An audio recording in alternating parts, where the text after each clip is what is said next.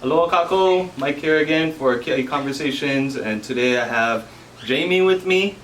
Most people know Jamie for the Kia'i Convoy, and that's how I started getting into this whole media thing. So it's thanks to Jamie making that space for me to come in and do things like this. She had made a post to Kahea with a kahea for anyone with a drone, and I responded, and the rest is history from there. So luckily, I've been brought into the team for a Kia'i Convoy, and it's been a great ride, so to speak. And I made a lot of ohana, with our team, and we're like family now. So happy to be here with Jamie. So Jamie, you want to tell everyone where you're from, what you do for a living? Sure. So first of all, I want to say it's a blessing to have met you, and thank you for answering the kahea. It's definitely put us on a different path. My name is Jamie Rodrigues, born and raised in Palolo Valley, now transplanted into Kalihi, and I am a social worker for the state of Hawaii. Yeah. So what made you join the movement?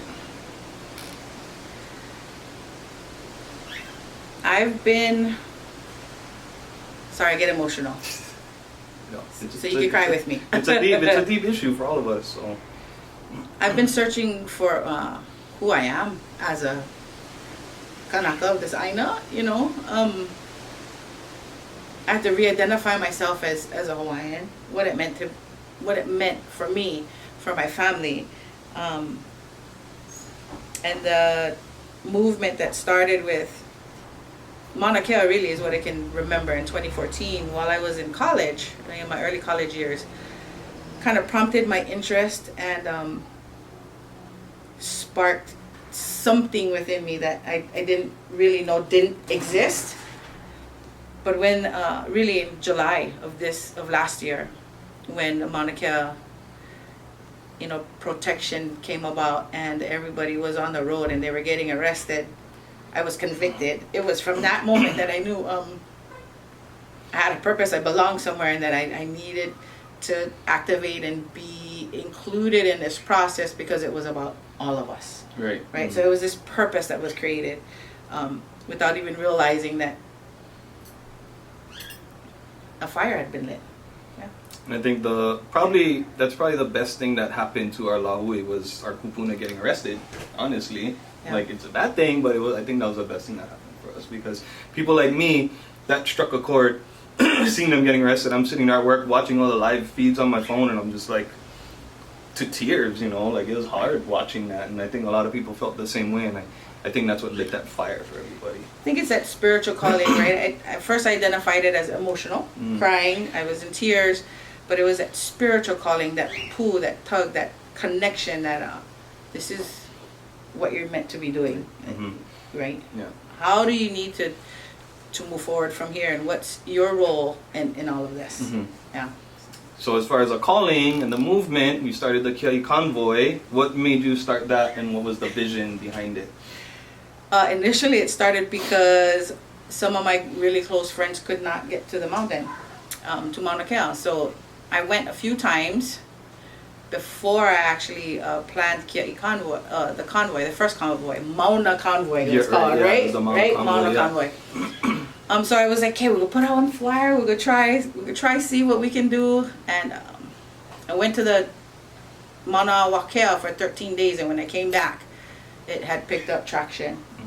And then the purpose of the entire convoy changed from there. It was not just this activity that we were putting on because we wanted to fulfill our own personal need. Now it became about creating this entire space for our island in particular, right? Finding an avenue for our people in Honolulu to express their solidarity, practice kapu aloha. And then it branched, right? So I put out this flyer, put out this kahea. I was asking on Facebook for help, for photographers, for volunteers. We want a potluck, right? We have no funds. And then all of that emerged. The relationships that we have now with Kia'i Convoy, the relationships we have in the community emerged. It was originally a very intimate, personal idea that kind of branched into something that became lāhui wide. Yeah. I mean, it was organic. It Yeah. fluidly moved into that space. Yeah, it was I think the first one was like a huge success. We had a very good showing, and I don't think I can say enough about it. Historic, definitely historic to have that many cars on the road. And I think it was at that, well, and I know other large activities happened before, our convoy, but it was at that convoy that I realized how unified we are as a people. Mm-hmm. How much support we saw island-wide from town all the way out to, the west side, and just the showing and love and ashakas and the signs and the flags and the everything. overpasses was probably the most significant. unexpected thing that once you solve one, you're like, oh, so people on overpass. You see another one, like, this overpass, you get to that, and they're just like on every single overpass. Like, I definitely like had some tears, like, because it's touching to see everyone come out. They knew this was happening, Yeah. and instead of coming out to the convoy, maybe they couldn't make it. They're on the overpasses, knowing where we were gonna come. Right. I think that was like one of the most touching things for me. Right. During that first one. And then when I showed up, they When embraced they us. did, on the they streets. embraced us. They were like, yeah, it was rah rah all Yeah, day. yeah, It was mhm. the energy was high. It was magnificent. Even through protocol, all you heard was honking on the streets, like back and forth. All the people on the roads. It was great. Yeah, It was. really good. Yeah, And then I think it really showed us how we put out. Right, Mhm. we bring our best foot forward. Yeah. Right, and Mhm. I think that's what we saw that day. yeah. Oh, definitely. Behavior with the food that people brought. Mhm. They, thank you guys for cooking the oxtail at home and your favorite dishes and sharing that with us. I mean, they just put out. They showed up. They was present. It was Mhm. significant. Yeah. It was a significant movement for us. Yeah.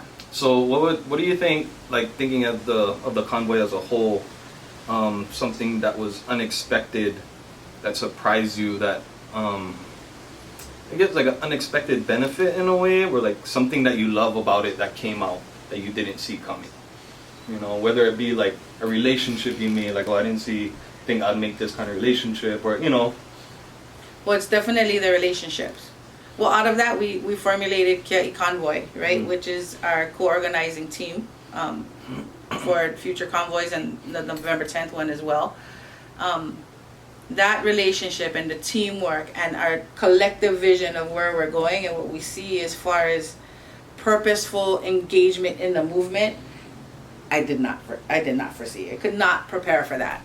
Creating this crew that is like, we're gonna promote public and civic engagement, and we're gonna hui together, and we're gonna move as a hui to support greater lāhui was definitely not expected at all. Yeah, I can see that, how we're able to support even when we're not convoying on Right. a certain day. Like, it's really, I guess that is a really unexpected surprise for it too. Well, and commitment. Mm. Like, I haven't seen commitment from complete strangers as I have through this movement and our convoy and our events as I've seen recently. Just personal commitment, right? Our Yeah. capacity as people Mhm. to embrace love and include one another in the whole process has been extravagant. Yeah. Yeah. Yeah, that's It's hard to unexpected find a too. word, yeah. Yeah, definitely. Mhm. So how would you characterize this whole movement? Like if you had to name it, or describe it, the movement as a whole. The movement as a whole, definitely, I don't know if this is a characteristic, but eye-opening, awakening.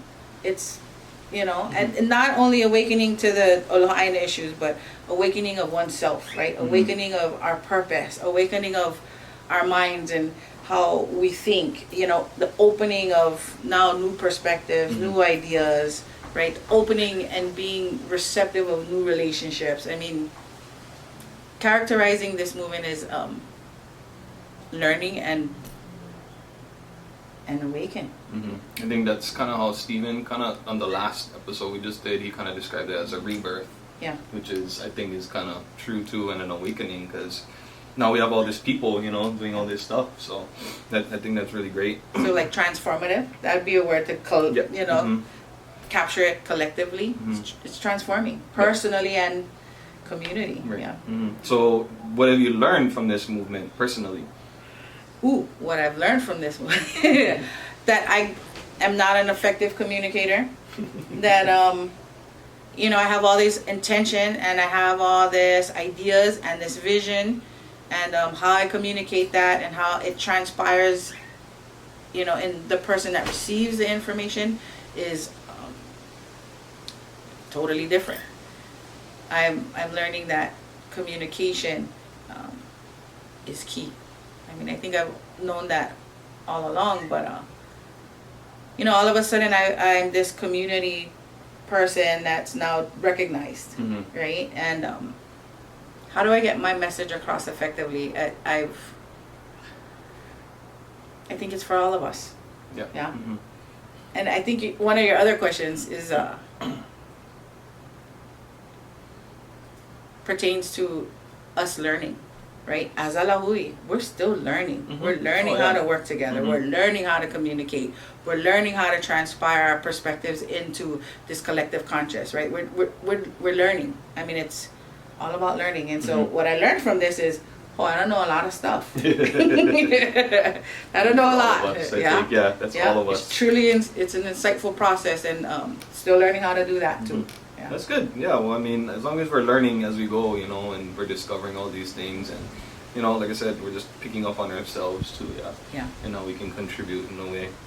So, what does kapu aloha mean to you? Ooh, I love this question. Because, you know, I put out a Facebook Live with a very strong, you know, personal message and perspective of kapu aloha, but I think it's this elevation of and reverence of self-discipline and behavior. Right? How are we putting ourselves out there? How are we, the consciousness of how we affect another person, right? That reciprocated energy that we're sharing. Are we thinking about the collective, right? Kapu aloha to me means, you know, that heightened awareness of and consciousness of behavior, right? In engagement.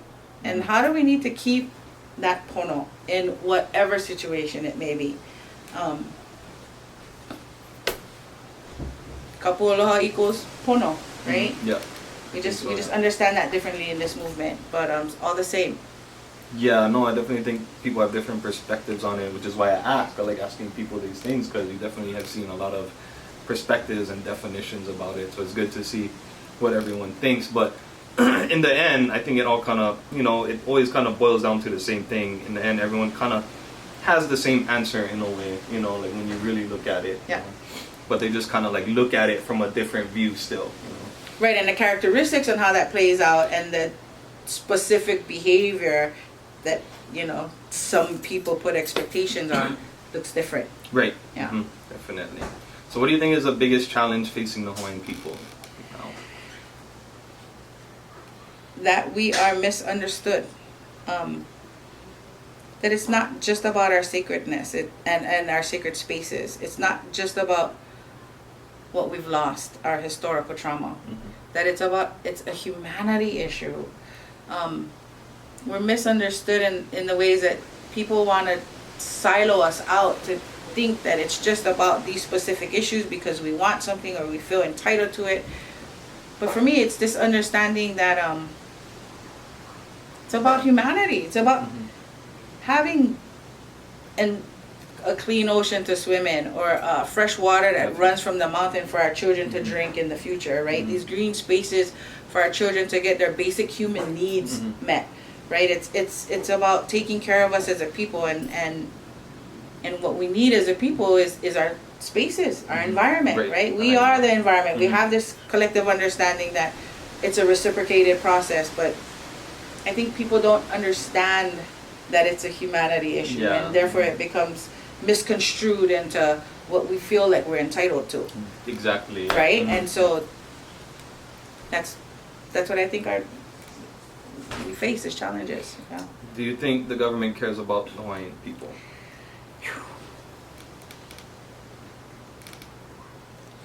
Easy answer? Easy answer. Easy answer is no. So give me an easy why.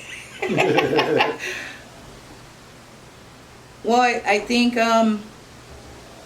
for one, just not listening to us and our concerns and our solutions moving forward is not even considered.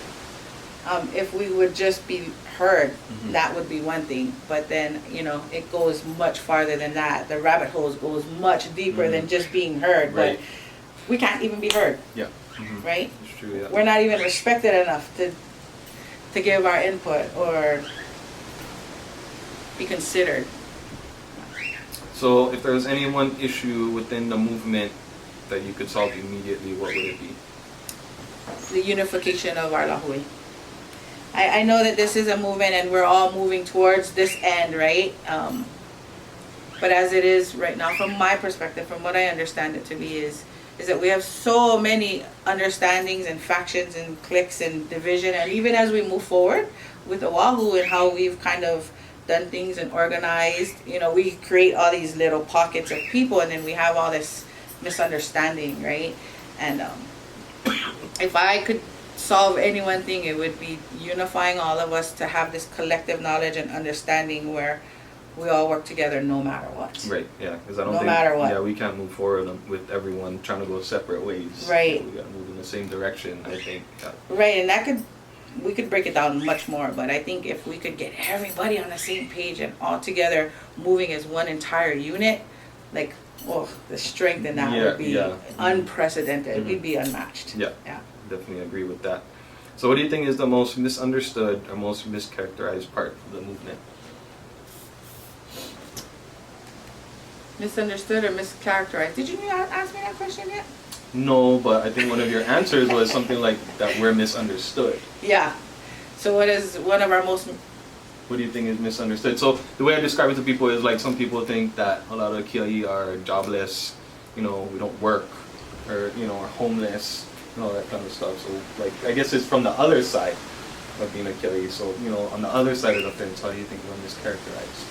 Oh, okay. That we want to mischaracterize. That we want, and this is what I've heard from some people, I don't know if it goes for everybody, but I have a problem with this particularly, that we feel entitled and we're owed something, and therefore nobody else matters. So people kind of characterize us as this entity that kind of wants to be solo and all on its own, but we don't have any thoughts for anybody else or include anybody else in our process. That's right. And I think that's totally wrong. No, it's definitely wrong, because we have so much people in this movement who aren't Kanaka, you know, that help and do all these things. So obviously they know that that's, you know, that's not how we operate, you know. I hope. I think they know, the people that are in this with us. Some of them are pretty committed. That's why. So I think they know. And the ones that are standing on the outside just think, well, you guys just want something. You know what I mean? It's not just about wanting something. You know, we don't feel entitled. Maybe. So to those people on the other side of the fence, what would you say to them? Like, you know, if they don't agree with the movement or anything, like what would you say to them if you sat down with them and, you know? That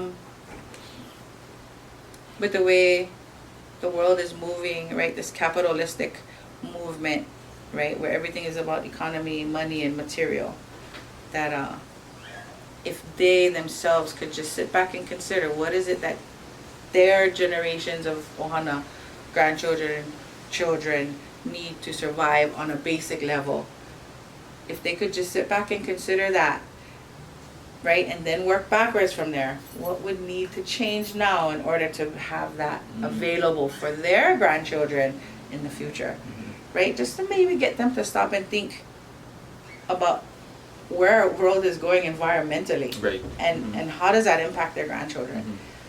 That's all. Yeah. I mean, really, it's a humanity issue. Like, what do your grandchildren need to survive? Can we provide that in the next 40 years? Right. Yeah. I think that's the big picture, right? Yeah. That's why. Absolutely. Okay. So as a kiai, what do you think is the best way someone can contribute, like another kiai? What is the best way for someone to contribute towards the movement? Whether it be doing protocol every day, or, you know, not necessarily like donating money. Like, what do you think you can do to positively contribute? Just be present. Yeah. You want more of an answer? No, that's perfect. Yeah, if that's well, what you if think, they're yeah. present, right, they'll figure out something that they're moved to do, or somebody that they're moved to connect with, right? And Right. when we just put ourselves in that space and make it available, stuff happens. Right, and you find Just your be way present. from there, yeah. Yeah. Yeah, Absolutely. Yeah, perfect. Yeah.